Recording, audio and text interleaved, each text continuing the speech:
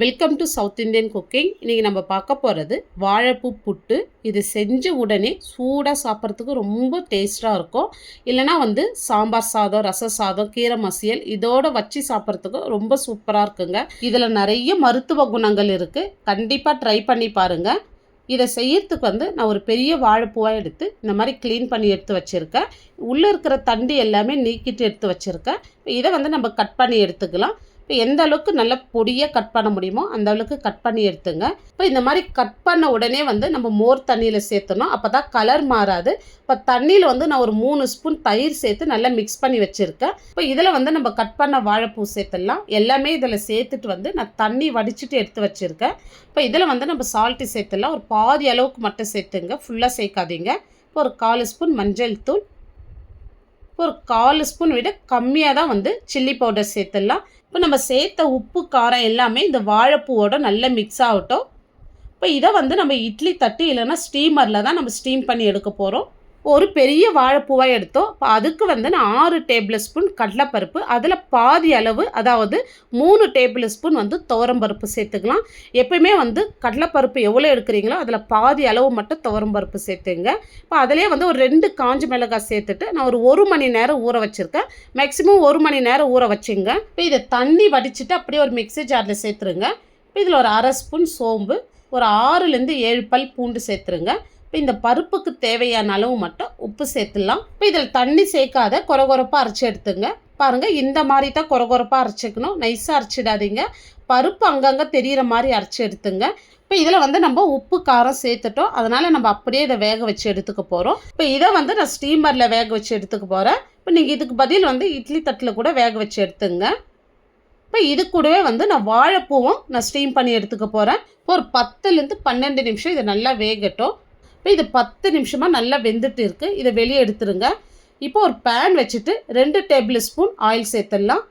இப்போ oil சூடேறந்தும் 1/2 spoon கடுகு, இப்போ இதோடு 1 ஸ்பூன் உளுத்தம்பருப்பு, 1/2 ஸ்பூன் சீரகம் சேர்த்துடலாம். இப்போ 2 பச்சை மிளகாய் எடுத்து இந்த மாதிரி 2ஆக கட் பண்ணி வச்சுருக்கேன். இப்போ கொஞ்சமாக கருவேப்பிலை இதோடு சேர்த்துடலாம். இப்போ 2 காஞ்ச மிளகாய் எடுத்து இந்த மாதிரி கிள்ளிட்டு சேர்த்துங்க. இப்போ உளுத்தம்பருப்பு கலர் லைட்டாக மாறி வந்ததும் மீடியம் சைஸில் 2 வெங்காயம் எடுத்து நல்ல நீல வாக்கில் கட் பண்ணி வச்சுருக்கேன் பாருங்கள். அதையும் இதோடு சேர்த்துடலாம். இப்போ இந்த டிஷ்ஷுக்கு நீல வாக்கில் மெலிசாக கட் பண்ணிட்டு தாங்க சேர்க்கணும். இப்போ இது ஒரு பாதி அளவுக்கு வதங்கினா போதும், நிறைய வதங்கணுன்ற அவசியம் இல்லை. பாதி அளவுக்கு வதங்கி வந்ததும் இப்போ கொஞ்சமாக பெருங்காயம் சேர்த்துடலாம். பாருங்கள், இந்த அளவுக்கு வதங்கினா போதும். இப்போ இது கூடவே நம்ம காரத்துக்கு இப்போ நம்ம பச்சை மிளகாய், காஞ்ச மிளகாய் ரெண்டுமே சேர்த்துருக்கோம். இப்போ சில்லி பவுடர் ஒரு 1/4 ஸ்பூன் அளவுக்கு மட்டும் சேர்த்துங்க. இப்போ ஒரு 1/4 ஸ்பூன் தனியாத்தூள், இப்போ கொஞ்சமாக ஒரு பிஞ்சு மஞ்சள் தூள் சேர்த்துடலாம். இப்போ இதை சேர்த்துட்டு நல்லா இந்த மாதிரி கலந்து விடுங்க. இப்போ பாருங்கள், வெங்காயம் இந்த அளவுக்கு தாங்க வதங்கி இருக்கணும், நிறைய வதங்கக்கூடாது. இப்போ நம்ம வேக வச்ச வாழைப்பூ இதோடு சேர்த்துடலாம். இப்போ வாழைப்பூ சேர்த்துட்டு நல்லா மிக்ஸ் பண்ணி விட்டுங்க.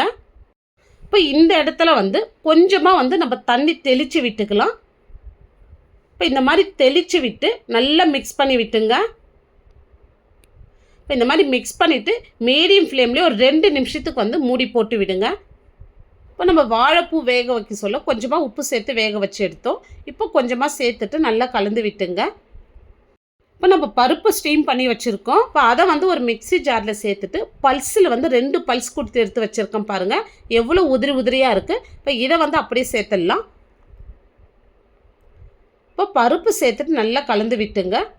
இப்போ நம்ம ஸ்டீம் பண்ண பருப்பு நான் மிக்ஸியில் போட்டு பல்ஸில் போட்டு எடுத்தேன். இதுக்கு பதில் நீங்கள் கையில் கூட உதுத்து விட்டுக்கலாங்க. இப்போ பாருங்கள், பருப்பு சேர்த்துட்டு நல்லா பொடியாக நறுக்குன கொத்தமல்லி சேர்த்துடலாம். இப்போ கொத்தமல்லி சேர்த்து நல்லா கலந்து விட்ட பிறகு ஃப்ளேம் சிம் பண்ணிவிட்டு அப்படியே மூடி போட்டு ஒரு 1 நிமிஷத்துக்கு அப்படியே விட்டுருங்க. மூடி ஓப்பன் பண்ணதுமே இந்த வாழைப்பூ புட்டு கொத்தமல்லி வாசத்தோடு ரொம்ப சூப்பராக இருக்குது.